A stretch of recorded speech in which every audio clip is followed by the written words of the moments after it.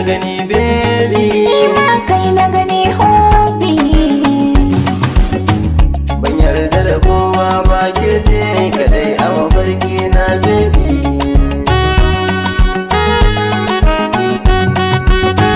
Ban yarda da kowa ba, kai ne kadai a mafarki na hobi.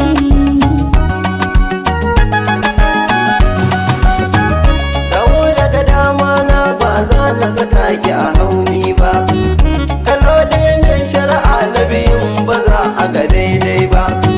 Kekin wuce 'yan mata ki sani kamar ki ba ayyo ba, garinmu da nisa ke ce wallahi muradi na, rashin ki akwai kewa wallahi ba zan ji da daɗi